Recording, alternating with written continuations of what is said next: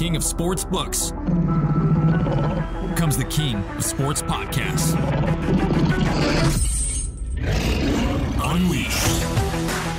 Presented by BetMGM. Here's your hosts, Jerry Ferrara and Olivia Harlan Dekker.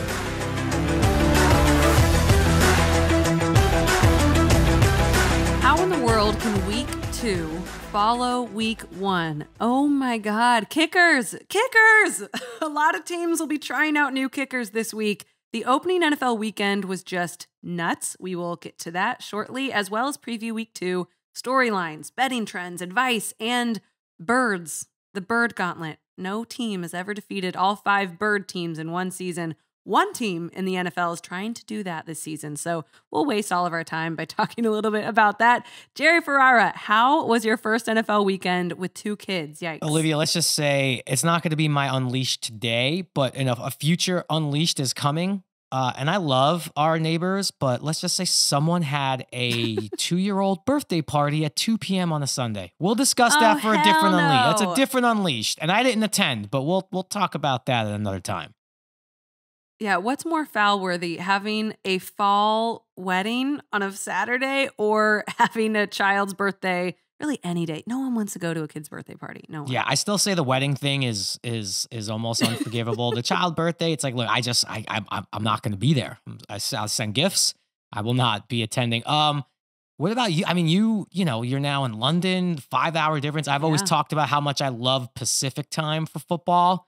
You do. East time is like, okay. What is it like at London time? 5 hours ahead of East time.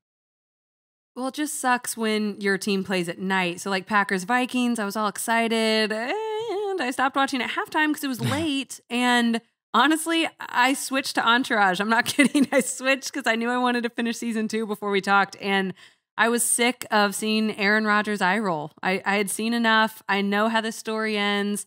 It was not dissimilar to week 1 last year when the Packers only put up 3 points to New Orleans.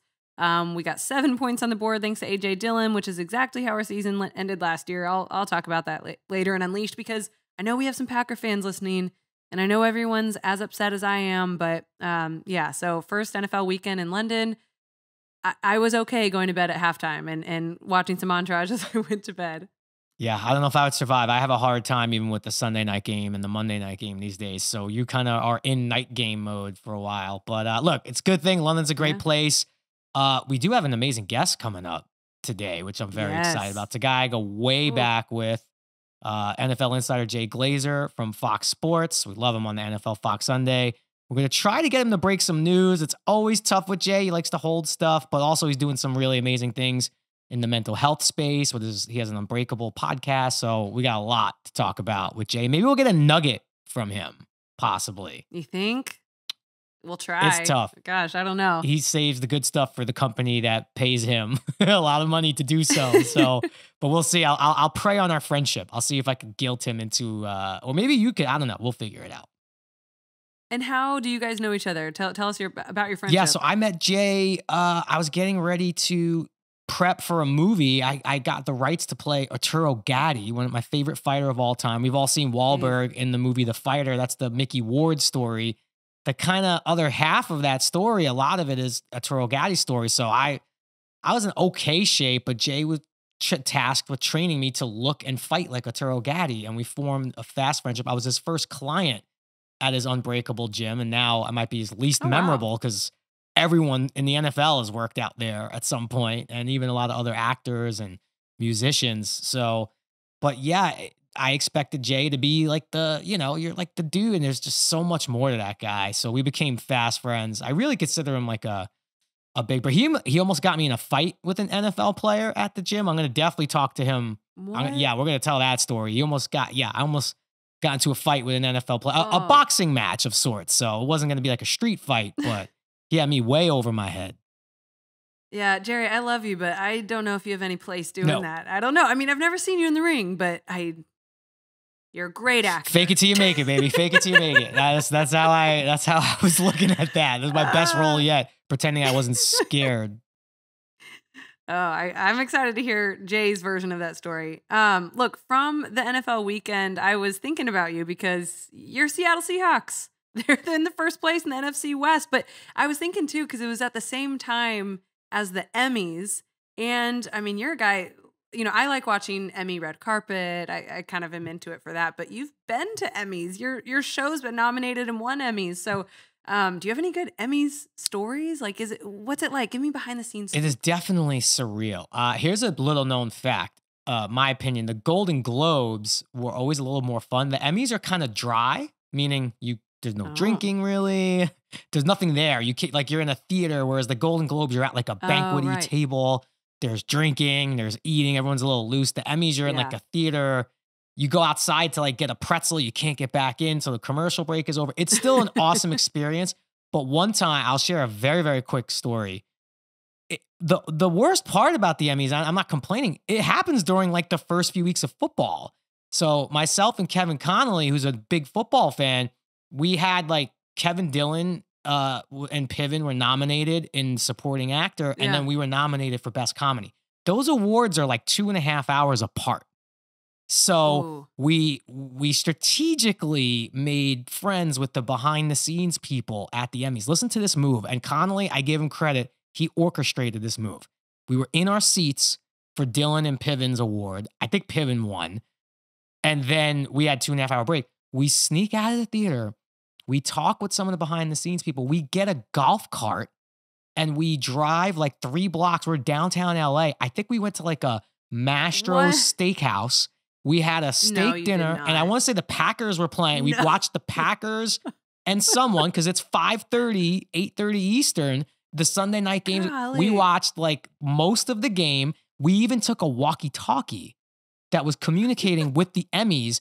And when he got like a half hour away from best comedy, we got the chirp on the walkie and we took the golf cart back to the Emmys. And we're back in our seats to watch us lose best comedy to The Office that won like 9 years in a row. So God. There you go. Did anyone recognize you at Mastro's? Were they like, wait we're in tuxes. We're in tuxedos. We're 2 idiots eating steak. And no one, and also the only good, no one's there really, because everyone's like either watching football at home or they're at the Emmys. That's true. So downtown, like we had the whole place to ourselves. It was cool. And then the other worst, I'm complaining about it. I'm not complaining. It's amazing. We always had to work the next day, and our call times are like 5 a.m. So I remember one year we went and we got home kind of late. I remember like my head hitting the pillow and then my alarm clock going off. I didn't sleep. That might have been after a Golden Globes because I felt like I was drinking. So it might have been after a Golden Globes. Because those are more fun. Okay, good to know that if I ever get an Emmy invite, I'll say, no, I'm good. I have a reservation at Mastro's, but I'll see you at the Golden Globes. Oh my God. But hey, your Seattle Seahawks, I mean, you're looking pretty smart right now. What do you think of that game? So exciting with Russell Wilson getting booed and then the missed field goal to win it. I mean, the Seahawks. Listen, I don't think this prediction and lottery ticket bet could ever look as good as it's going to look. Like if I could cash it out right now, I probably would be for a much, much lesser rate. But look, everything I said is coming to fruition. I'm not saying I'm smart. I'm getting very lucky. The Rams definitely have a hard schedule. The Niners, we don't really quite know with Trey Lance yet. And that was a monsoon of a game. We'll talk about that one. We got Peter Andrew coming in. We're going to definitely talk to Peter about his Niners. But and you know, now they got the Niners next week. They go 2-0. It's what I said weeks ago. You know, it starts to take shape. These narratives that we fall in love with the NFL. That one looks like it could take shape. Geno Smith too. Really, really great game. Always rooted for that guy. Got definitely bum deal with the Jets. Even bummer deal with the Giants. They wanted him to start. That was one of the few things that, I'm not remembering the coach's name, wanted Geno Smith to start over Eli, and every Giant fan was in an uproar because it was Eli's last kind of parting shot. Swan song. But, you know, they wrote me off and I didn't write back. We're going to be talking about that quote for a while. What a line.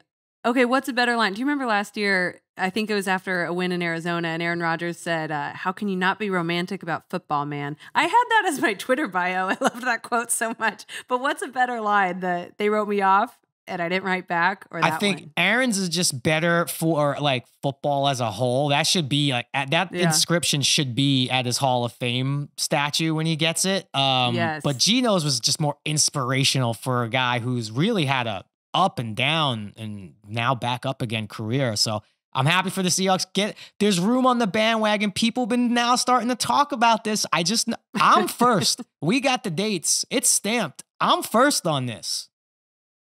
Okay, I know, and we have the proof. We can always go back to an episode a couple weeks ago. Another thing you have to be excited about is with the Cowboys losing Dak Prescott for a handful of weeks. We don't know. They're saying 6 to 8 weeks. We'll find out. But it's opening up the NFC East a little bit. And dare I say, your New York Football Giants, they're 1-0, beat the Titans week 1. Brian Daboll gets the game ball from Saquon Barkley, which really, that to me showed that there's a culture shift happening here. That Saquon Barkley, who had a great game, what do you have? Over 9 yards per play, 164 yards, like absolutely incredible. And he gave the game ball to Joe Shane and Brian Daboll. So I love the synergy I'm seeing in New York, and I'm excited for you long-suffering Giants fans. They've lost the last 5 season openers. They win this one. Brian Daboll's era starting well. But I was looking, their next 3 games are all at home, Jerry, and I think they're all winnable. What do you have them in front of you? I do. Carolina, the Cowboys, they're beating the Cowboys, and then the Bears, who I don't know what we saw week 1 with them in San Francisco, but I would think they could beat the Bears at home. And then the Packers in London, so we might be on rocky ground that week, but who knows what the hell will happen. The Giants could go into that one 4-0. So look, I don't want to get too far ahead. We definitely all fell in love with Joe Judge early on too, but this is different. This is not just a rah-rah guy who gets in Daniel Jones's face when he throws a bad red zone interception. The other big key, this is now 2 years we haven't seen a healthy Saquon Barkley, and we're seeing it. So pray that he stays healthy. And, you see him rapping, like I think he was playing Juicy in the locker room. Here's what I say to my fellow Giant fans. Okay, that was amazing. It was a terrible first half, big bounce back, went for 2. We know all that. Now, when we won a season 1 opener, which we haven't won in a long time, the next big deal is get some kind of a home field. Giants have been terrible at home. I think they have one of the worst home, not saying the fans, just like home field. It's like it never even matters to them. You got 3 in a row at home. Really, that's the next step for Brian Daboll. We know you're a culture changer. We know you have balls, excuse my language. Now let's go win some home games. Let's go. Speaking of balls, God, I love my career. Sorry, I did that. Speaking of balls, how about Tyreek Hill in Miami? His quote after the game is, "You're gonna need a wheelbarrow." Oh man, I say this outside, man. Like, hey, McDaniels, he's gonna need a wheelbarrow, man, for his nuts to carry around, man. We got a lot of cocojones, you know what I'm saying? So there's so many teams like we just still know nothing about. Dolphins to me are one of those teams. Like we know they're good. The Patriots definitely were not. I'm not gonna say they weren't ready, but they have their own stuff going on. So that. And the Ravens, we don't know a whole lot about because they beat the Jets. I love my Jet fans outraged on Twitter that Joe Flacco, like they thought Joe Flacco should have won that game. Joe Flacco been winning Ravens games. He just got them another win in week 1 because he threw 59 times. Like my Jet fan friends expected the Jets to compete in that game. I'm sorry. But now we got Ravens Dolphins week 2. I think those are 2 teams that we still need to see, and a lot of their identity will come out, I think, after that game, because I really don't know. That's a tough one to pick. Yeah, no, that is. Yeah, Dolphins are confusing, but there's enough to be excited about there. I was curious to see how Tyreek Hill was going to do there and to see the evolution there, and if Kansas City would miss him. And boy, Kansas City did not seem to miss him. Just next man up, get a rookie in there, get some new guys traded in. Nice to meet you. My name's Patrick Mahomes, and here's what we're gonna do. I was really impressed with Kansas City, but yeah, Tyreek Hill had a great Sunday as well. You know who did not have a great week is the Packers. And last year I mentioned earlier they laid an egg in New Orleans, put up 3 points, so we know that it's possible. And then last year Aaron Rodgers told everyone to relax. Well, I'm not going to relax. I'm going to unleash. The last season obviously ended with a loss at home against San Francisco, and it was a horrible game to watch. It was kind of snow, sleet, and neither team scored an offensive touchdown. In fact, Packers running back A.J. Dillon was the only offensive touchdown of the whole game, and then he got hurt and left, and 49ers special teams did enough to leave Lambeau with a win. It was horrible to watch. I hate the 49ers, as our friend Peter Andrew knows. But this season started just the way last season ended. A.J. Dillon, the only touchdown for Green Bay. And I knew it was bad when our rookie receiver, Christian Watson, out of North Dakota State, who I covered a lot of his college career, and he was fantastic there. And he was with Trey Lance at North Dakota State. And he dropped a wide open pass for a touchdown to start the game. Did you watch that, Jerry? Oh, not only did I watch, the minute I saw Aaron Rodgers' reaction to that drop, I'm Yeah. like, ooh, it might have been over right there. It's like when you do something bad and your parents give you that look and you're like, oh, So shit, disappointed in you. The trouble. worst thing a So- parent could say. And all the memes of Aaron Rodgers after that, it's like, you're done. I saw one that was Gus from Breaking Bad that was like, I don't know if you saw that. He was like, you're done. I'm done. Like, if Aaron Rodgers targets Christian Watson much more this season, I may be surprised because he seems kind of petty like that. Like, I don't know if he's going to target him too much. But look, I mean, we lost. MVS went to Kansas City. Obviously, Devontae Adams went to Las Vegas. Alan Lazard is our number one receiver. He was hurt.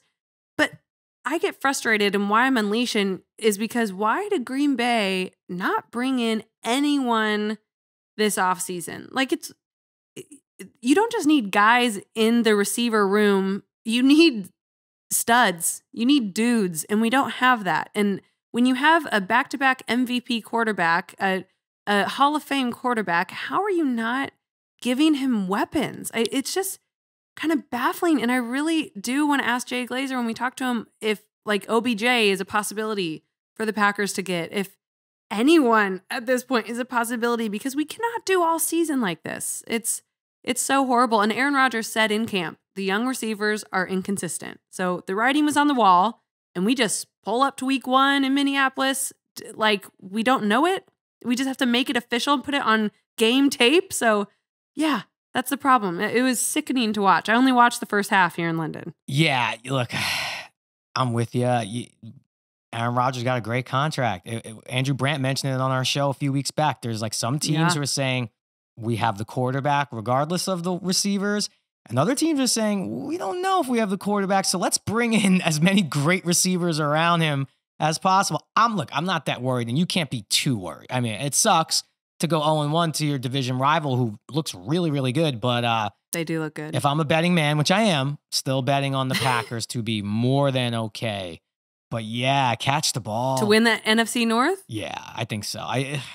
Definitely a wild card, nervous, but it's man. going to be right there, I think, in the end. Okay, what about you? I said my piece. What do you have to unleash? Oh, I got to unleash about this because I don't know how to fix it. Here's the only thing I could come up with. Look, first things first, if you are still drafting kickers in your fantasy football league, stop it. Just stop it. I don't want to wait till the last round to take an irrelevant kicker anymore. I've won a fantasy football league because of Young Wei Koo had like an unbelievable year. It was like my third highest score. It doesn't make any sense. And as we saw this past Sunday, kicking is a mess. NFL, maybe you got to move the extra point back to its original marker instead of trying to make it longer and more difficult. Let's maybe keep the extra point as easy as possible. I love blocks. Block kicks are great. That is a sign that the special teams did their job. They worked on it all week. That's okay. And look, I benefited from missed field goals all week. Broncos missing a field goal. Titans obviously missing a field goal. So I don't want to lose field goals altogether. Let's move up the extra points. And my last bit of Unleashed is parents out there. You are now one, Olivia. You have a beautiful son. Mm-hmm. I have 2 sons. This is not even a son. This is a daughter. You know what? Maybe try and raise some kickers. Let's maybe not all play quarterback. Maybe not all play point guard. You know, you're obviously your kid's going to be athletic, at least whether he likes it or not. We'll see. Mine are not going to be athletic. They're not going to be tall, but we could work on some kicking. Let's get some kickers. It's the greatest gig in town. If you are a reliable kicker, greatest gig in all sports, I think right now, because there are none. Jerry, I could not disagree more, because I was going to say, I want my baby boy to do whatever makes his heart sing. Right. And if it's sports, Great. There's just one rule. No, there's one rule in our house. If he wants to do any sport, he cannot kick footballs. I refuse to let him kick footballs because I refuse to be the mother of a kicker sitting there in the stands just white knuckling the whole game. I feel so horrible. These kickers get death threats. Yeah, look, I get it. I do. Oh, that's why I am not going to be the mother of a kicker. But I see it. What my take is, let's really work on this. Like, raise Adam Vinatieri. That's what we're looking for here. Yeah. Okay, we're looking for Adam Vinatieri. That's the poster we're gonna put on Jacob and James's wall. Adam Vinatieri. If we want to play football, that's what we're playing, and that's what we're gonna work on. Because being a reliable field goal kicker right now, after that week 1, I know week 5 last year had like the all-time record. It was like 11 missed extra points. It's insane, and it's starting to affect betting, fantasy, and obviously the outcome of for the organizations, and that's really what it's about. So let's get it together, kickers, and move the extra point back. Make it easier. Well, and how about 2 veteran, well-respected quarterbacks who just moved to a new team and they didn't get a win? Russell Wilson and Matt Ryan. 2 guys who probably should have gotten a win in week 1, and they didn't because of the kicker. Fix it. I hate it. In fact, overall, kickers went 82% in week 1, and last year the average was 85%. That doesn't sound like a huge difference, but in 1 week, I think that's actually fairly significant. All right, I am so excited to bring on our next guest. You see him every Sunday on the award-winning Fox NFL Sunday pregame show. He always has the late-breaking news. He's one of my good friends, too, which is just a little bonus for me. He's also one of the best in the business, and dare I say, one of the best dressed in the business, Jay Glazer. Yeah. So, Jay, you've been on the front lines, so to speak, of really generation-defining moments in the NFL, from Deflategate to Spygate and everything in between. So what does that feel like when you start to put together some facts of a story that will have significant impact? What does that feel like? Well, listen, I was one who had the Spygate video, and a lot of people don't know this. That was only my 2nd week inside studio at Fox. So those guys didn't want me in there. Like, they're the best who's ever done it. And here comes the new guy, and they're like, what are we giving up airtime to this guy? And so I get the tape actually earlier in the week, but it was on a Jewish holiday, and I don't work on Rosh Hashanah and Yom Kippur. I forget which one it was. So I know I got it, but I can't look at it until like sundown. I'm dying about this. So I finally eventually I do it. And, I'm trying to think how I can say this because I'm still trying to protect certain things. I watch what's on the tape. And at the first part of it, the guy was like zooming in on like girls in the stands and like the Jet City Dancers, or whatever they were called. And I'm like, oh man, I got punked. And somebody just, my guy or gal, whoever gave it to me, just totally is screwing with me. And then all of a sudden, Brady comes into focus. And then all of a sudden, bam, there it is. Like, there's the Jets coaches, full defensive signals. And I'm like, oh my God, wow, my life just changed. Wow. And that was that moment for me. That was my unbreakable moment where it just changed everything. And I was going through I was going through a marriage that just fell apart. So man, I needed something. I needed a life preserver. And thank you, God Almighty in heaven, I got that life preserver. And then the story became not so much that I had Spygate, but how did I get Spygate? Because supposedly everything was, every copy was ruined. I'll say this too, and I write this in my book. I called Roger Goodell that morning, and I text him like, hey, dude, you got to call me. And that's how I talk to everybody. Jerry will tell you, I talk to everybody. Doesn't matter if you're my grandma, you're my rabbi, or Roger Goodell, or Jerry, yeah, or you, Olivia. I'm going to talk to everybody the same, right? So love me or hate me, it's authentic. You know who you're getting. And I said, dude, you got to call me. So he hits me up, and I said, hey, I just want to tell you before I go on with this, see if you have a comment or anything, but I got a copy of Spygate. And he said, you can't do that. Like, we destroyed them all. And I said, well, that's what you thought, but I have a copy. And you'd expect Roger Goodell to kind of go nuts. And he went, wow, that's big. Congrats. Oh my God. He said, he congrats. Really did. Yeah. He was like, wow, that's big for you. That's big. Wow. He was like, what was your relationship with Goodell up to that? How well did he know each other? It was great. It's the same. Jerry will tell you, I talk to everybody the same. The way I look at life, you got 2 groups. You got God in Group A and the rest of us in Group B. If you're not in Group A, you're in Group B with me, and nobody else in Group B supersedes anybody else like they live in Group A. I like that. That's just how that's how I kind of operate. But it was wild. And then after that, though, the story became how did Glazer get it? And I even got a call from Senator Harlan who did the Kennedy assassination. And he's asking for my copy of the tape. And I'm telling him, listen, respectfully, Senator Spector, I think Congress should be spending their time, doing better things with than trying to get my copy of Spygate. And then he offered me a bigger scoop if I gave it to him.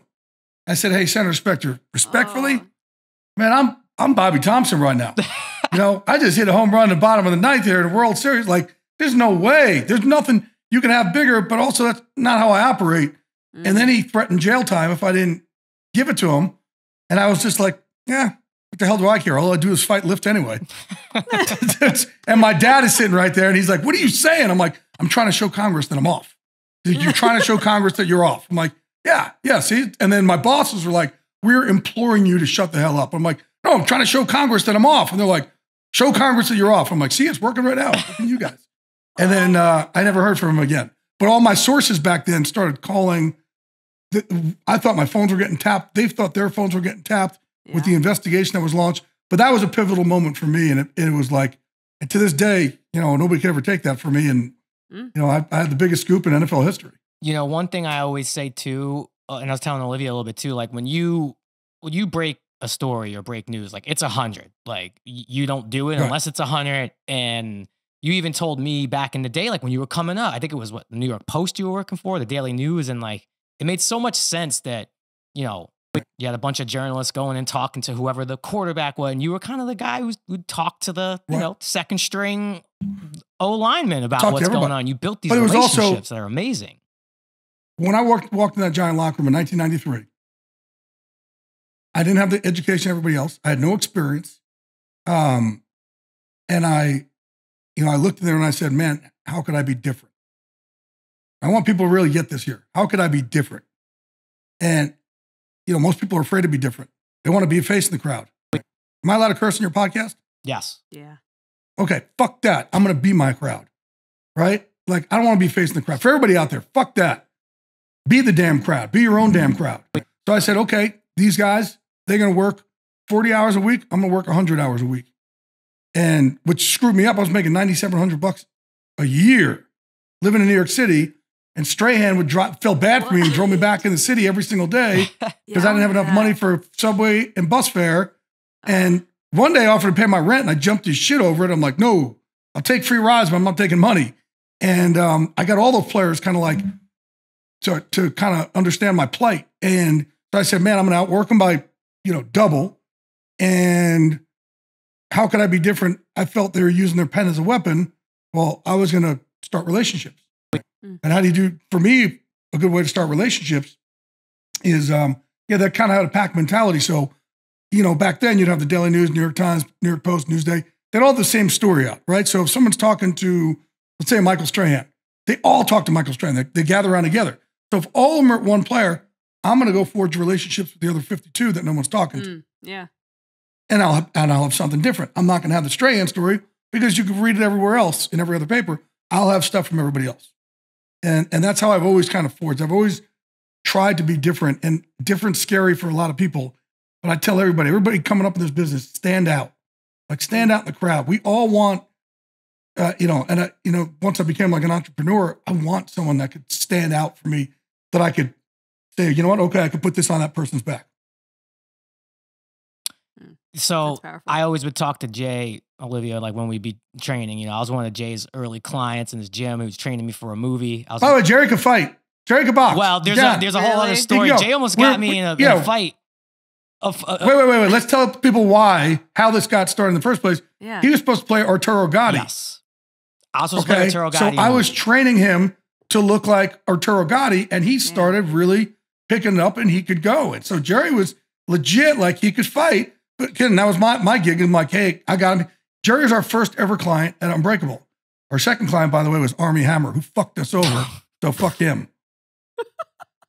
Yeah, that didn't age too well. I don't want to pile on here, but Yeah, he poached some of our trainers, and I was like, you know what? Fuck this motherfucker. Oh. And now look what's happened You to were Army out Hammer. on Army Hammer Not before saying- anyone was. I will say that. Glazer was out on Army Hammer long before any recent long before the world. stories. I was like, Jerry, I'm gonna fuck this dude up if I see him somewhere. See, I should have. I don't know. But Jerry was our first one. Stuff. You might not want to mess with him. No, I'd beat the fuck out of Army Hammer. Well, I would always ask Jay, like, if I put in a good training session, then I would always get, like, we'd be chilling in the back and kind of recovering. That's where I would ask Jay, like, my NFL things specifically. And, like, he knew there's things he can tell me, and he knew there's things or if he was getting tired. What's that? Or if you were getting tired, you pretended you had to ask me something right then and there. Oh, yeah, that was the other thing, too. I'm not falling for that shit. I'd be gassed. I'd be like, Jay, just tell me the truth. Is Tom Brady retiring? And he would start for 2 minutes and be like, all right, shut your mouth, hit the bag. Look, I'm a big Giants fan. Lot of interesting. Wait. Go back to the story you were saying. So we had you getting ready to fight. You had me getting ready to fight. And I'm training, and then I could say his name, right? We don't care. Orlando Scandrick was training at Unbreakable. It's your story, right? And this is not a bad story. And he's like Cowboys cornerback. He's talking a little trash to me now. Physically, he talks a lot of trash. Me and Orlando Scandrick, like athletically, there's no competition. He's a world-class athlete, a lot bigger than me, a lot stronger than me. But he's watching me train. He's kind of like making fun of me a little bit. So we start talking, and Jay's like, Orlando, why don't you just get in the cage with Jerry if you really think that he can't fight? And he kind of brushed it off. So the next day we're in there training, and Jay's like, watch what we're going to do, Orlando, today. I'm going to hype him up, and I'm going to put you in the cage with Randy Couture. And I'm going to make Randy hold the mitts for you. And we're going to make you look like the beast that you are. So Jay comes in. He's like, Orlando, Jerry's going to beat your ass. We did a tale of the tape also. We did a tale for of the tape. For you and Orlando, if you remember that. He's 5 inches taller. We put together a tale of tape. Pounds heavier. Yeah, we're just trying to poke the bear as much as we can. And next thing you know, I'm in the cage. We run a fun locker room over there. I'm in the cage with Randy Couture, and he's calling out the punches real early. He's like slapping the pads really hard. He's like pretending I'm hurting his hand. It's like Randy Couture, like I could possibly actually hurt his hand with a punch. And I'm not gonna lie, Orlando, if you're listening, he looked a little shook. I heard him say, no, the dude can fight a little bit. No, Jerry got up in his face a little bit too. And we were like, oh, damn, look at this. And Orlando's like, come on, man, I'm not going to hurt Turtle. I'm not hurting Turtle. And Jerry's like, I'm right here, man. I'm right here. And we're standing right there. We took a picture at some point. That's when we did the tale of the tape. We like Photoshop. You do? I have the picture. I will put that up on Instagram. I have the picture. Whole tale of the tape, man. It was hilarious. And this is the kind of stuff that would happen at Unbreakable at Jay's gym that he built. And it really was like an incredible experience because also it was, like when can a guy like me who has no physical gifts, I trained with Aaron Rodgers. I trained with Jadeveon Clowney. Trained like I have no business. You were in there with me in The Rock one day. You told me this. You were in there with me in The Rock one day. I was we had our groups, right? What? Me and The Rock were training together there one day. And Jerry's over just on the ground there. He's like kind of stretching and warming up. He's like, yeah, I ain't doing part of this shit.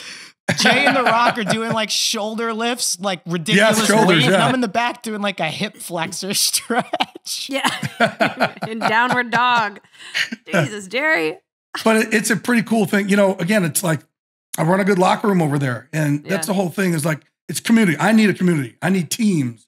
For my own mental health issues, I need teams. And so over there, I try to really put together a fun team where no one really cares who you are as long as you're part of the team. Like Unbreakable is the only gym in America, or maybe the world, has 0 mirrors. Because we don't want anybody's back turned to the rest of the team.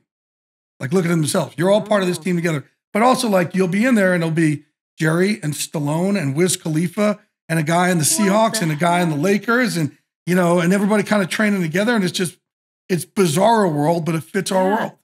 Any women? Yeah. Oh, tons of women. Yeah. And that's the whole thing. Those are our sisters. Is it invite only? How do you get in this gym? Yeah, you got to kind of apply. But we've had Demi for a long time. We had Demi for years. We try and make it the Soho House of training. Like Jen Morrison is like, oh my God, she's like one of our greatest ambassadors we could ever have. And we have a ton of women in there, all ages, all body shapes, all body types. One year we got to lose 135 pounds and we were having her work out with Snoop every day. It was like crazy. Like you just never expect. But in there, we're all part of the same team. I'm Beautiful. picturing Snoop working out, and I'm picturing it just really mellow and chill. I'm just, I can't picture Snoop working out. No, Snoop got after it. Snoop. So, and in what we do there at Unbreakable too is like the workouts, especially in fighting. We kind of look at it like, hey, you're all part of the same fight team. So fighting comes out of your soul, especially nowadays where it's a hard. We always tell people it's a hard world outside these doors. So we're going to give you a whole team and a whole family to walk this walk together with. When you're walking outside those doors, you know you got a crew that gets your back. Okay, I was thinking. Especially women in Hollywood right now, they need that. Yeah, yeah, absolutely. Amen. I heard you on a podcast, Jay, saying if they could put the feeling of working out in a pill, that I forget how the quote ends, but no one would have any problem. Antidepressant. A great. It'd be the number, and I got that from Troy Aikman. Actually, he said if you put working out in a pill, that's good. It'd be the number one selling antidepressant in the world. Yeah. So I was kind of thinking, Jerry, as you mentioned, Aaron Rodgers was there. So that's a perfect example of someone who has been very outspoken about life off the field and his ayahuasca journey and finding himself and all of this stuff that people haven't talked about, especially a franchise quarterback, especially the face of a franchise. Were you finding that refreshing? You know, Aaron, he's coming out with things that are more alternative. What was your take on his stance on protecting his own mental health? Anytime a dude comes out and talks about mental health, I applaud it. I'm happy. Yeah. We need it. You know, I just wrote a book called Unbreakable, how I turned my depression, anxiety into motivation, and you can too. And that led to a podcast that I'm now doing, Unbreakable, a mental health podcast, because we need more dudes to talk about it. Like I said, it's a scary world. And look, whether I was born with it or early childhood trauma, whatever it is, it's my earliest childhood memory. Like I live in what I call a gray, which is depression, anxiety, throwing some ADD. I don't know how to wake up or go to sleep any other way. I just live in the gray. And I didn't sign up for this shit. I want to be very clear. Like, this is not something I asked for. But while I suffered in silence for a long time and I created this character of the Glaze that you guys see on TV, it was all to hide the pain. And, you know, I suffered, like I said, in silence. Well, I wasn't doing anybody any good by being silent anymore. So I decided to start speaking up. And one thing God blessed me with is the ability to communicate. And I wanted to help others know they're not alone. And, you know, the more I talk about it, and this is really big, the more I've opened up to my friends about it. My friends are the baddest fucking dudes on the planet. They are The Rock and Chuck Liddell and Randy Couture and Michael Strahan. The more I've opened up to them about it, the closer it's gotten. Nobody's called me a wuss. Nobody's told me to suck it up. Nobody said, oh, come on, Jay, your life is great. And listen, my life is great. It is. But between my ears is a cesspool. It sucks, but I didn't sign up for that. So now I could do something about it. The more, and it's interesting, when the book came out, I thought it'd be predominantly male who bought it. It's not. It's mostly female. And also trying to understand, trying to show that they're not alone, but also just trying to show their husbands, hey, this is how I feel. We need more of these dudes to start diving into that, start looking at it so they can start getting vulnerable and realizing that vulnerability is true strength. And the vulnerability is the one that's going to help out your marriage and help with your kids and help with your relationships. More than anything, help what goes on between our ears, because, man, when you have anxiety and depression, the only way that I can say it is this fucking sucks. Yeah. I get a little, emotional about talking about it. Mm-hmm. But it I was fucking compelled sucks. to call you after every I saw single you morning drop of my the life. first episode of the Unbreakable pod, which everyone should listen to. Sean McVay was your first guest, and I'm listening to it, and obviously I knew it'd be good because I know you, but really it was more so impressive of just how McVay opens up to you in a way. That's why I think, and I had to call you because like I couldn't text it. There was something I had to say. I'm like, there really is no better person to do this, because I don't know if Sean McVay's not going to open up to me that way on this podcast. Like, you have these relationships, and like you said, everyone sees you on Fox and they know you from fighting and all that stuff. But I always say to everyone, Jay's like the most healthy, vulnerable guy, meaning he's not afraid to tell you his troubles and show you his scars. And I think that's why people are going to not be afraid to tell him about theirs. The McVay episode, again, I encourage everyone to listen to it. Unbreakable. It's incredible when he talks about going 0 for November and how he didn't think the team could tell he was suffering. And you were like, Jay, Sean, your players are calling me. They know. Talk to them. Right. Yeah. Yes. Be vulnerable. And And also like how, with Sean was cool. Cause I was like, in a sport like yours, and it's not a sports podcast. I want people to know that. I have 2 mental health checkups during the week. John Gordon, who wrote the Energy Bus, he's on with me tomorrow. Oh, I like that. It's, it's everything. I'm going to have people who've just been through it. There's somebody who recently had planned to commit suicide and by accident stumbled upon my book, started reading it, packed up, and went home instead of killing himself. I'm having him on, like, to just really talk about what goes through your mind if somebody wants to make that, the ultimate bad decision.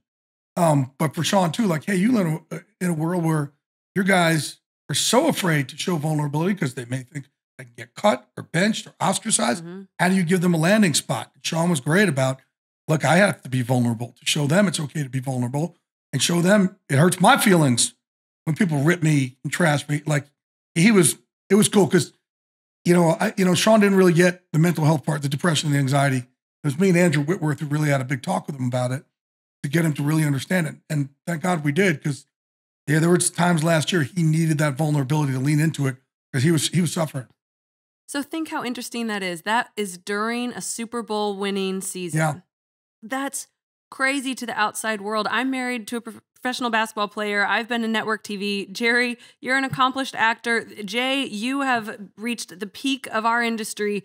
Think about that and think about just, those are 4 people I can think of right away of a lot of ups and downs. So when you look at Sean McVay, a Super Bowl winning coach that while he's on his way to the peak is having such a valley. And I think especially in the NFL and NBA and basketball and athletes are a lot like vets. And I know you work a lot with vets of macho guys, accomplished guys. They're kind of one percenters, and that now it's coming forward to be more popular, to just talk about it. How are you facilitating these conversations?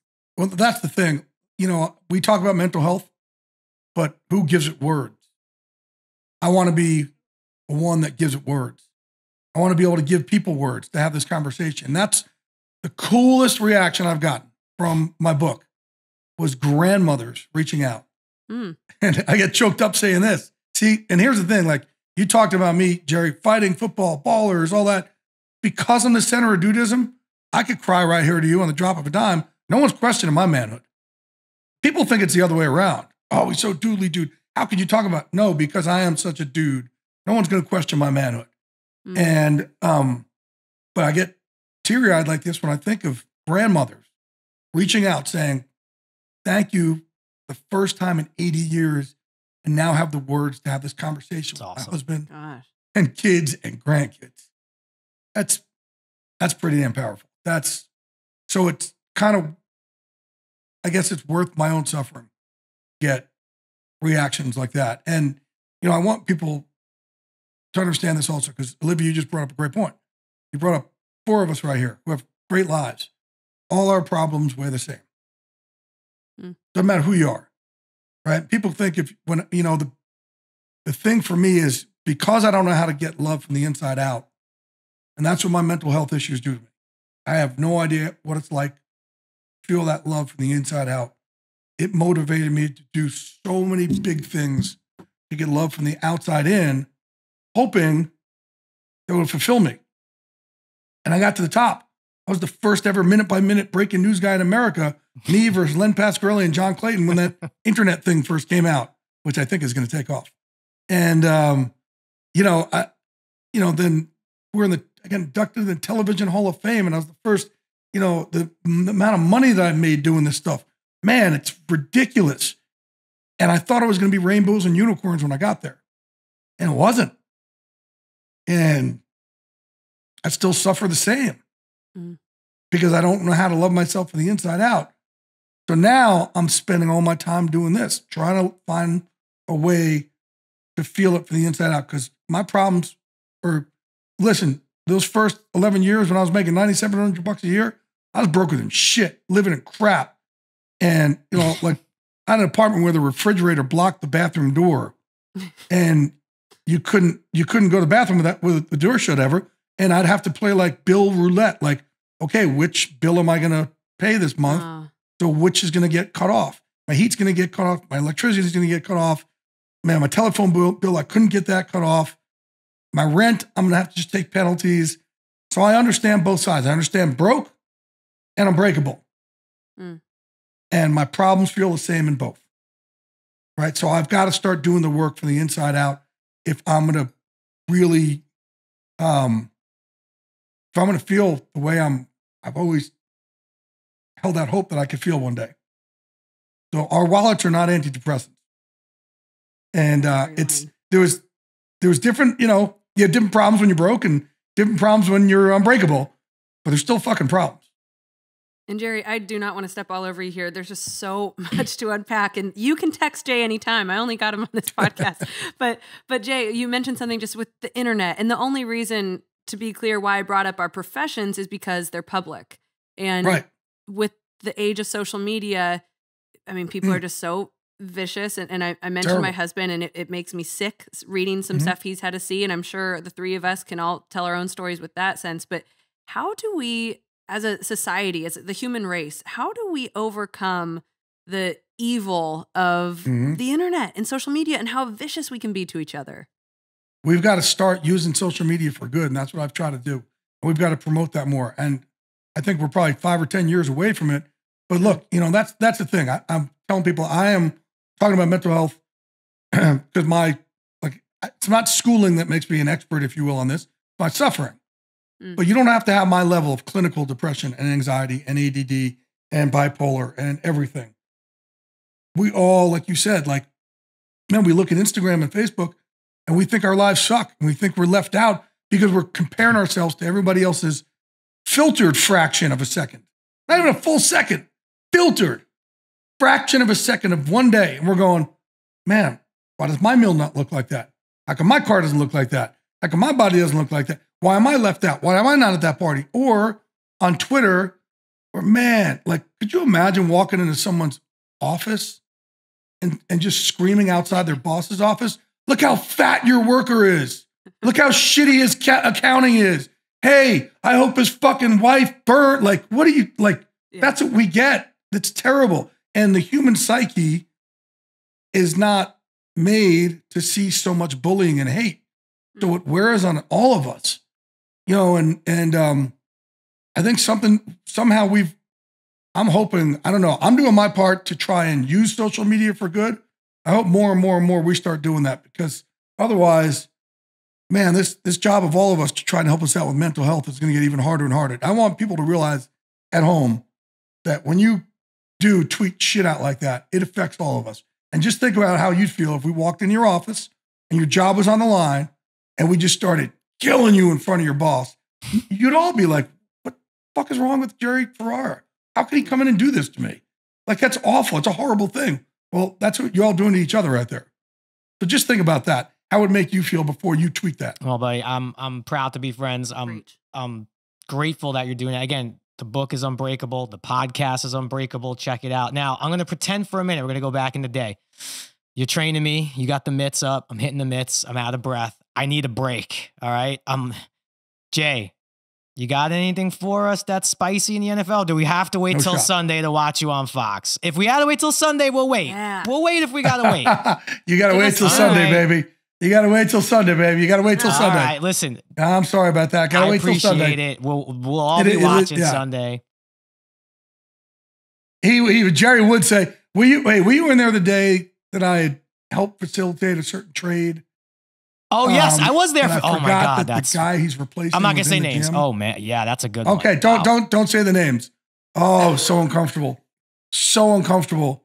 Yeah. I was helping kind of facilitate a trade between these two teams. And then I come back in, I announce it to all the players. And there's one guy what the fuck? That's my position on that team. I'm like, oh, my bad, dude. My bad. Shoot. It was pretty funny. It's like waking up in the morning saying, I had the craziest dream yesterday. That's the one way I would describe it. I had the craziest dream yesterday that you will not believe. No doubt, right? That's what it's like. And by the way, anybody can go to Unbreakable. We just charge a lot of money. And we kind of interview you to make sure you fit in and you're not going to fan out and you're going to but it's the coolest thing because you'll never see Wiz Khalifa ever in your life come over. Excuse me, drop your towel. hey, good work over there. You know, hey, great work over there. That's you just don't see that train me, tell anywhere me to except stop. inside Unbreakable. Hey, but Yes. your Giants though, man. Joe Shane and Dayball, and it's just they are changing the culture there. What you need, because the culture was, hey, we're the Giants, but at the same time, it was like, we're waiting for the sky to fall. They always have this thing of they're waiting for the sky to fall, and also like in the last regimes with Dave Gettleman, it wasn't a place that work was fun to go to. Now it's changed. They're bringing all, like Strahan said on our show, Joe and Brian are bringing all the Giant legends back. They're bringing them in there, which why they didn't do in the past, I don't know, but they're doing it now. And yeah, I think, their cap situation isn't great, but they're going to change the culture in there for your Giants. I'm trying very hard to get them on the show. I've reached out to my contacts, and I've not gotten as far as I would like. I want to talk to them about sneakers. Have you kept in touch with? Yes, I hooked him up. I have kept Kevin up with them. I typically don't text or call during this. Yeah, Jay calls me up one day. He's like, "I know you're in Cleveland. I want to be a friend. These guys have no friends. You got to be a friend. Bother him while he's text him during the season. Just check Baker. But that's the thing. Well, that's what everybody does. Okay, so that's the problem, is that these guys have no friends because everybody's like, "Oh, I don't want to bother him during the season." I'm texting him. Nobody talks to him. It's lonely at the top. Jay, so you got to be his friend. Yes, be his friend all the time. I like that. Thank you. Another interesting story that you broke just on Sunday is that the Steelers don't plan to play Kenny Pickett this season. After Mitch Trubisky struggled in week 1, do you think they may change their tune on that? They don't want to change their tune. I could say that. Like certain things, it's going to have to align in a certain way for them to do it. But like, and this is, right from Mike Tomlin, that he really wants Kenny to sit and learn for a year. And, because I had said to him also, like, it's kind of like you look at Trevor Lawrence, and we've seen a lot of quarterbacks over the years just get shell-shocked in year 1 and they don't recover from it.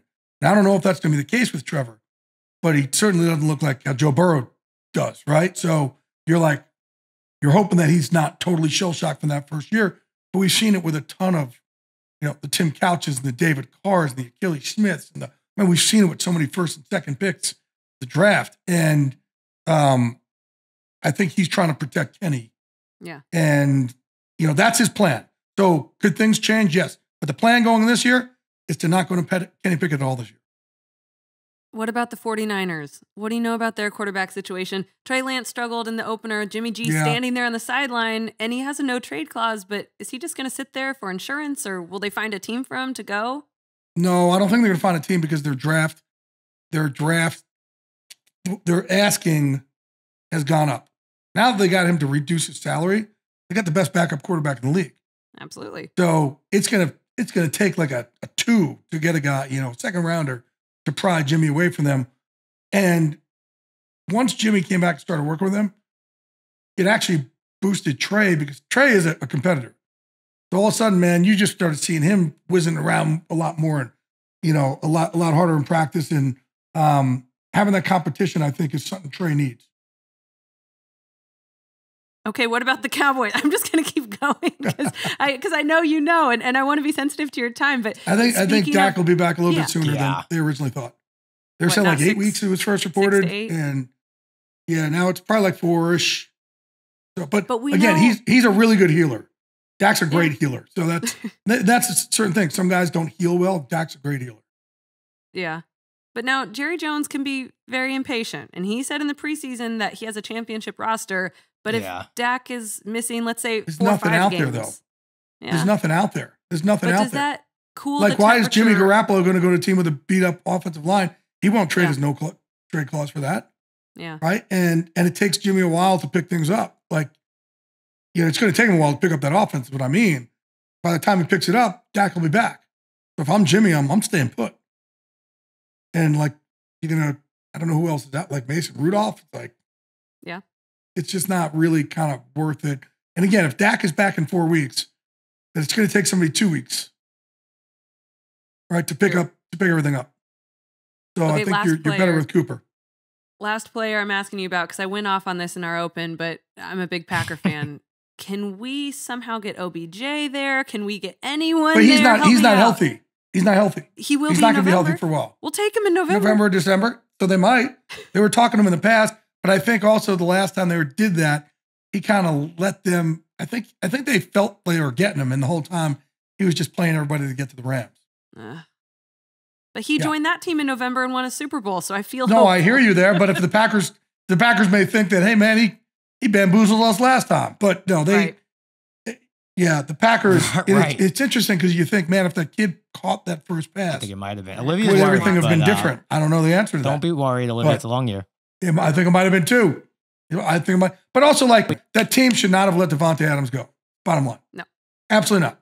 Aaron should have gotten on a plane, flown out there. Yeah, said, man, whatever I need to do, I'll give you a foot rub every day. I'll give you some of my ayahuasca. I'll take you down to Brazil. Anything you need, we're in. And it's just, man, that one right there was a head scratcher. Well, we got a little bit, buddy. Thank you. You're the best. Again, Unbreakable, the book, Unbreakable, the podcast. My guy, Jay Glazer. Have a good rest of the day. We will see you Sunday. Anxiously waiting for you to talk and give us some scoopage. Yes. All right, buddy. Thank you. Pete, we're going to get to your $100 weekly challenge in just a second. But first, for the first time in NFL history, something is in play here that has never happened before, and I am tracking this like a hawk. No team has ever beaten all 5 bird teams, you heard me correctly, in one season ever. But the Saints have a chance now. They've already downed one with their big comeback against the Falcons in week 1. And here's the other 4. They have the Seahawks in week 5, the 0-1 Cardinals in week 7, Ravens in week 9, and then the Eagles in week 17. So Peter, Andreu, can the Saints make NFL history and go 5 out of 5 for the bird gauntlet? So yes, and I think we actually had that as a bet on BetMGM before the season started. It was beat all the birds. I forget what the odds were, but it can happen. If anything, this is the one they had to take care of. This is the upset central. Falcons looked really good for most of the game, took care of business. You got to beat the first one to get to the next 4, so there's a shot. Yeah, Jerry, what do you think? Your Seahawks, are they going to let that slide? I do fear for my Seahawks because they're going to be going to New Orleans for that game in week 5. Oddly enough, the one that I think, and obviously the Ravens and Eagles will be a challenge for sure, but the Cardinals in week 7, which is Thursday Night Football in Arizona, that has sleepy, we're here. Yeah, that could just be a problem, I think. That might be the one that might get them. That's my early prediction. I'm on fire with some of these predictions that are really weird. So that's another weird one for you. I love that it's his Seahawks now. It's just I know. None of this makes sense. It's also his Coastal Carolina Chanticleers and Michigan Wolverines. We are all over the map here. Okay, Pete, let's recap quickly last week. And I'm not going to give you hell for this. I know you're expecting that. But your picks last week for your $100 challenge were not bad. And I think we almost signed off on all of them. But just to recap, you lost half of your bets on Carolina. God bless Baker Mayfield. You were right behind him. That was 5 units of your 10. Do you have any thoughts on that? Boy, did he look bad in the first half. I know. But 14 seconds left in the game. It looked like they were going to pull it out. Obviously, a 58-yarder to win the game. So it was close. Sure. But there's some things that team has to figure out. I think they got to get McCaffrey more involved. Like I said, Baker just did not look good for most of the game. Stepped it up in the second half. So I stuck with my pick. I actually took him again with the spread, which I think I had him at -1.5. So I would have lost that bet regardless in Vegas. But it's one game. I'm not going to get, and it's 1 week. I'm not going to get too crazy on it. There was a shot to win it. It's only 1 week. We're on to the Giants. He sounds like a coach. He does. Yeah. So, we'll see. But Baker's going to have to step his game up if he wants me betting on him next week, which I'm sure he's worried about. This one I've got to give you a little hell on because you give me so much with any of my teams. So let's talk about your Niners. So they're in Chicago, Soldier Field, disgusting turf, Soldier Field. It was horrible. Driving rainstorm. And yeah, your boy Trey Lance, and it looks so good, my friend. Jimmy G sitting on the sideline, and they don't know what's going on there. Niners -7, and they lost to the Bears by 9. That was a part of a parlay. Giants +6, Chiefs -4.5. So your own team was the one who lost you that parlay, and that was 1.5 units. If you thought I sounded bad like I coached the last one, I'm going to sound more like it now. growing pains of being essentially a rookie QB. I know he played a little bit last year, but I think he took the blame of the game, and it was on him. A couple of really poor passes, but you can see how much they struggle with that weather. I mean, it was freaking disgusting, missing tackles left and right. In fairness, Fields looked great scrambling out of the pocket. And now I'm worried because now they're playing Jerry Seahawks next week, -9.5. We'll get to that in a second. But yeah, I'm a little worried, but it's 1 week again. Trey Lance is young. He's going to make these mistakes. They kind of signed on to that and know that's going to be the case. But that was, I think, a winnable game, and they should have taken up in the dub. And then I should mention you won 2.5 units. Texans +8.5. That game was a tie. And then almost won outright. I know, seriously. They won outright. They deserved it. And then lost 1 unit. And I'm with you on this one because you should have won this one. It was a 1-game parlay for Bills-Rams Thursday night. Bills -2.5. You got that. Josh Allen over 274.5. You got that. Gabe Davis over 69.5 receiving yards. Got that. Kupp 94.5 receiving yards. The one thing you missed was anytime touchdown for Allen Robinson. And he only had 1 catch all game. I was really disappointed with his lack of involvement, but I really liked that 1-game parlay. So I think our listeners should still take your advice because I think you're right there. Yeah, and 2 things. One, if the Rams are going to do anything this year, it can't just be Cooper Kupp. It's got to be Allen Robinson as well. I think he might have had 3 targets, if that. So I know he had the one late one. Jerry and I were talking late, I think like last drive of the 4th quarter, almost had that touchdown. I think it was a bit overthrown. They have to get him involved. Second thing, if you would have opted into our 1-game parlay insurance on BetMGM, if 1 leg fails on a 4+ leg parlay, you get your stake back. So considering I got everything else right, you would have gotten your stake back. Just a little nugget for those that aren't opted in. All you need to do is opt in once, and it's good for the season. So anytime you place one each day, you can get that stake back. That's perfect for a guy like me. I go 4 out of 5 a lot. You got 3 out of 5 insurance too? I'll take that if you got that too. We'll do a special one for you. So yeah, it's tough, but I feel good about some of these 1-game parlays. I think we're onto something. We just got to get over that hump. All right. Want to take us through your picks this week? Yeah. So keep it short and sweet here. I'll go with the 3 straight bets first. Okay. And they're each $30 or 3 units. So against my heart, I'm going with my head. Seahawks +9.5 to cover against the Niners. Geno Smith's quote at the end of the game just was the tell-all for me. They wrote me off, but I didn't write back. I think that's what it was, which is just like a brilliant quote. So I think they keep it competitive. Niners are at home. Obviously, a tough loss last week, but I think it's a close game. Geno, in fairness, looked really good. I think the run-pass game was just a little bit unbalanced. So I think there's some things to work on, but a great win. 12th man was a big help. I see what you're doing, Revenge game. Andrew.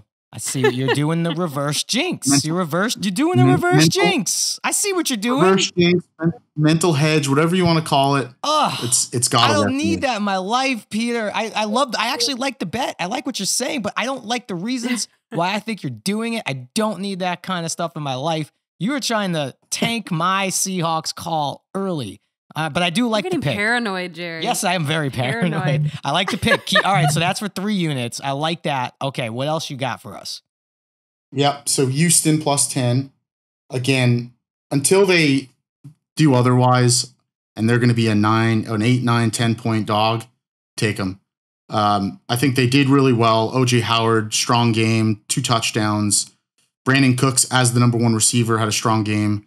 On the defensive side, Pittman and Jonathan Taylor had monster games. They were able to hold them to 20 points. I think all around pretty impressive game. Davis Mills, I thought, did what he needed to do. He's not Patrick Mahomes. He's not Aaron Rodgers, but he did what he needed to do to unfortunately get the tie. So I'm going to keep riding them. As long as they're a 7+ point dog, I think it's worth the value. One of these games they'll get blown out and go the other way, but until then, that's what I'm riding. All right, you got 4 units left. Last one of the straight bets, I'm going to go Dolphins +3.5 against Baltimore at Baltimore. I'm not sure what it was. I think Tua looked pretty good. Their defense looked rocking, probably a top 5 defense in the league this year. but also the Pats looked awful. So we'll see. I took it because of the hook. If it was 2.5, I probably would have laid away, but 3.5, I can definitely, see it being a close field goal game. Can certainly see them winning, going 2-0. Offense looked great. Tua looked good. Everybody was involved, whether it was Waddle. Tariq had, I think, close to 100 yards. Chase Edmonds out of the backfield, also passing. So it looked like they're a well-oiled machine. Mike McDaniel, genius. I won't say the quote that Tariq said about him, but he's a smart. The cojones. Yeah, the cojones, exactly. But he said it funny. I don't think he said cojones. I think he's, anyways. No, yeah, great quote. Gonna need a wheelbarrow. Exactly. So they're another team. I think, Tua is the question mark. If he plays well, they've got all the other tools. Maybe don't have an RB1, but with Tyreek Hill, Jalen Waddle on both sides at wideout position, hard not to take them with the extra half point.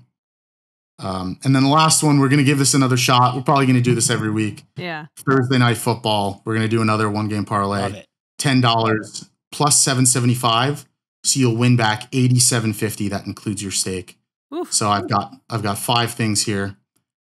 Chargers plus 3.5. Again, taking the hook. I see this being a high-scoring game and a close game. I think Chiefs and Chargers always play those type of games. So I've got Chargers plus 3.5. I've got the over 54.5. I don't think that's going to be close. I can see a 60-plus point game. I have Eckler to score a touchdown. What was I going to say? God he damn didn't it. have one last week. Yep. So Eckler to score a touchdown. Keenan Allen is likely out. So there's going to be a little bit more production from him. He, like you said, he didn't have the touchdown last week. I have him plus over 35 receiving yards. So again, out of the backfield, he will be a prevalent piece to the offense.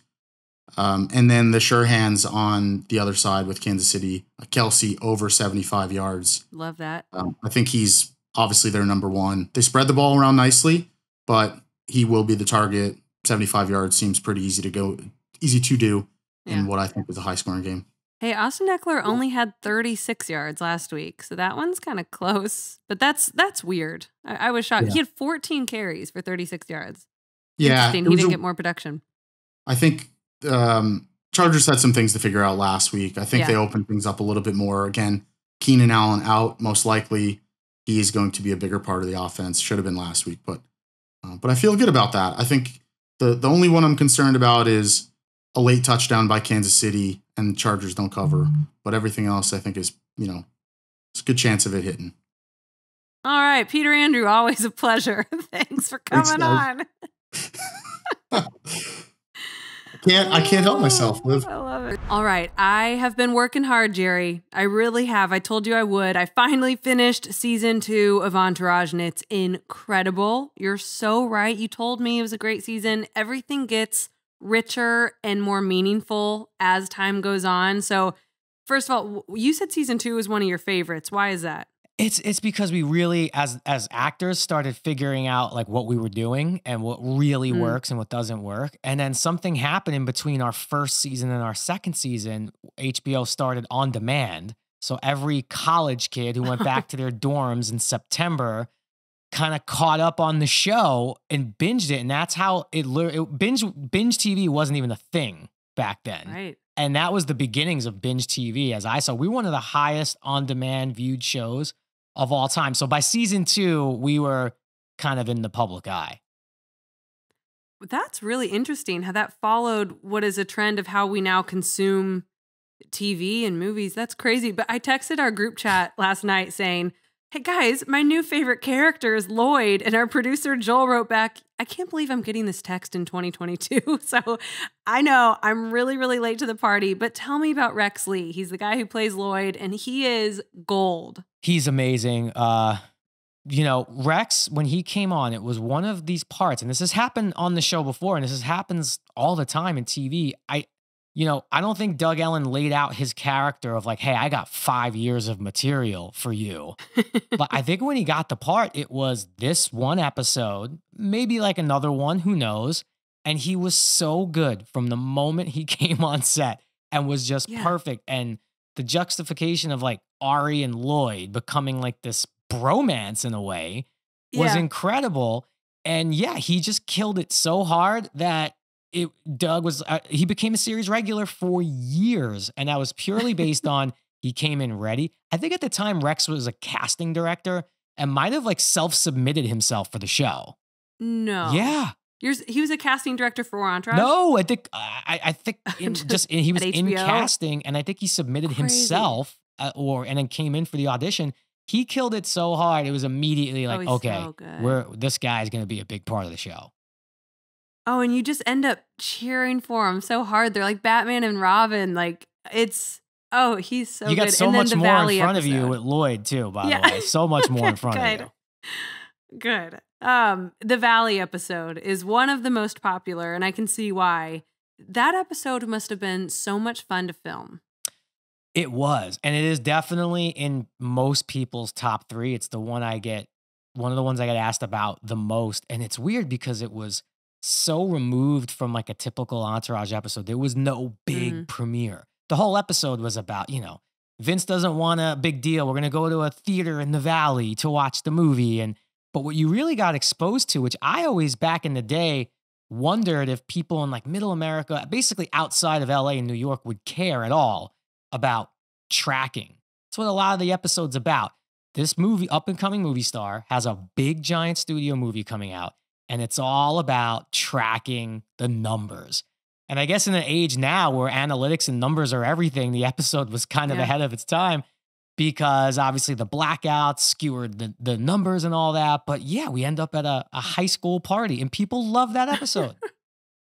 Yeah, tracking, I hadn't really thought about before this episode, to be honest. But I can see how stressful that is. My God, it's like if you were, in any other industry, it's hard to think of a parallel of. It's like if you're a salesman and like you're waiting for a sale to come in. But I mean, you're in movies, and has that been a dramatic moment for you in real life? I really only experienced it once where I was a big enough part of the movie where I certainly felt some of the pressure.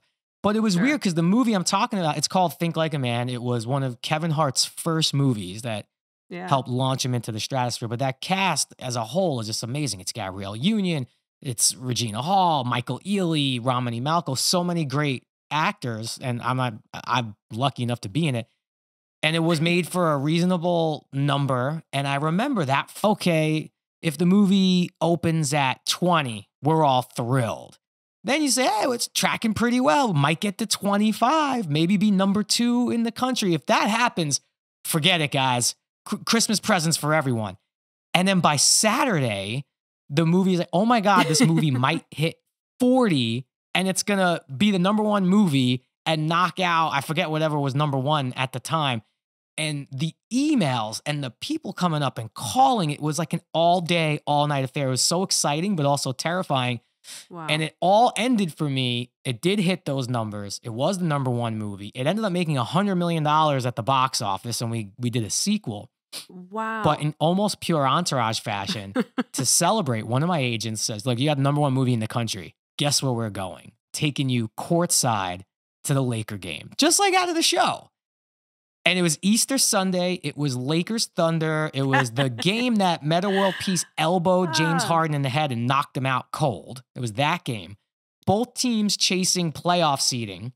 Oh, geez. We're sitting courtside in the best seats at Staples Center. And I hate, this always ends with a Kobe Bryant story. I know everybody has a Kobe Bryant story. I have video to back this story up. I was sitting next to my agent, 4th quarter of the game, close game. Loose ball heads toward the stands, right where we're sitting. Kobe Bryant and Serge Ibaka, who are large men. Serge is a really large man. Full speed ahead, right at us.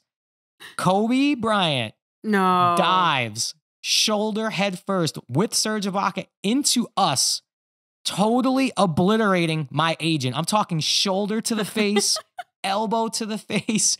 Serge Ibaka takes out the woman next. Our chairs got ripped out from the ground and we flipped backwards and Kobe Bryant landed on top of me. What? On top of me. All the players run over. They're peeling bodies off of each other. And I get up and Kobe gets up and everyone's up. My agent's bleeding. His mouth is bleeding. His elbow's bleeding. And Kobe kind of looks at me, but not like fully in the eyes, like clocks me and is like, oh yeah, think like a man. Congrats. And goes back into the game. I'm like, and then they won the game. My agent had to get brought backstage for medical attention. And I have the video. If you watch it in slow motion, I did not get anything. The momentum knocked me back. I mean, Kobe went full speed, shoulder first into my agent's face. So is the video you taking a video of the game that then became this crash? No, it's on like the ESPN broadcast. Mike Breen's like, oh, Kobe Bryant dives into the front. It's in slow motion. They reviewed it 100 times. It was, again, it's like fourth quarter, 30 seconds left. It was a crazy moment in the game. Man, these Entourage stories are nuts. And this was a spinoff of an Entourage story, but it sounds like it would have been in the show. Oh, without a doubt. The fact that Kobe even knew that like Think Like a Man was in movie theaters and stuff like that. No, there's no way he saw it yet at that point. Savvy. It just opened. Sure. But that just shows he had a pulse on everything. He was so much more than a basketball player. Man, that's 2 good Kobe stories out of you so far. I think those are my only 2, but I'll stand by though. I'll put those up there with anyone who didn't actually play with or against Kobe. Oh, that's rich. Okay, well, I'll start season 3. I'll have more questions for you next week. All right, Olivia, that's another one in the books for us. And football is here. I feel already relaxed. Thank you to Peter Andreu. Thank you, of course, to my friend and now your new friend, Jay Glazer. Another good episode. And also, quick shout out. Congrats to Le'Veon Bell. Knocked out Adrian Peterson. Yes. He came on the show. So we're 1-0 boxing-wise with guests. We're 1-0, Olivia. We will be back next week. We'll have a lot to talk about. Another episode of Unleashed. Peace.